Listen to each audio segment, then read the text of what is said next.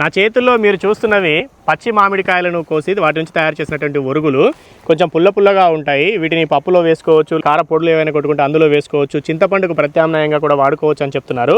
మామిడి పండ్లను 9 ఎకరాల్లో పండిస్తున్నారు సేంద్రియ పద్ధతుల్లో. గత 12 సంవత్సరాలుగా సాగు చేసినటువంటి తోట ఇది. గత ఏడాది ఈ 9 ఎకరాల తోట నుంచి 16.5 టన్నుల పంటను కేజీల రూపంలో అమ్ముకున్నాము అనేది చెప్తా ఉన్నారు రైతు ప్రవీణ్ గారు మనతో పాటు ఉన్నారు. గతంలో మహబూబ్ నగర్ జిల్లా, ప్రస్తుత వనపర్తి జిల్లాలోని పెబ్బేరు పట్టణం పక్కనే మనం ఉన్నాం.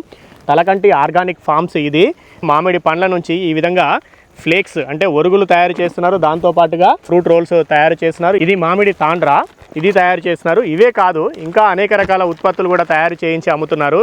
మామిడి పండ్ల సీజన్లో వచ్చి ఇవన్నీ ఎలా తయారు చేస్తున్నారో చూద్దాము. మామిడి పండ్లను పండించడమే కాదు, వాటికి అత్యధిక విలువ రావాలి అని అంటే సొంతంగా అమ్ముకోగలగాలి.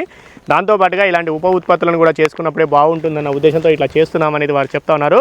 సాఫ్ట్వేర్ ఇంజనీర్గా 7 సంవత్సరాలు పనిచేశారు. ప్రతి వస్తువు పైన కూడా వీళ్ళు ఇట్లా తలకంటి ఆర్గానిక్ ఫార్మ్స్ అని వేసుకొని అమ్ముకుంటున్నారు. దాని ద్వారా వాళ్ళ బ్రాండింగ్ కూడా చేసుకుంటున్నారు. సో ఇలాంటి ఆలోచనలు చాలా మంది రైతులు చేయాలి. పండిస్తున్న పంటను సొంతంగా అమ్ముకోగలగాలి. ఈ రకంగా ఉప ఉత్పత్తులను చేయాలి. అంటే పండిస్తున్న పంటకు విలువను జోడించి అమ్ముకోవడం ద్వారా ఎక్కువ లాభం పొందడానికి అవకాశం ఉంటుంది. ఈ విధానాన్ని చాలా మంది కూడా ఫాలో అవుతారని ఆశిద్దాం.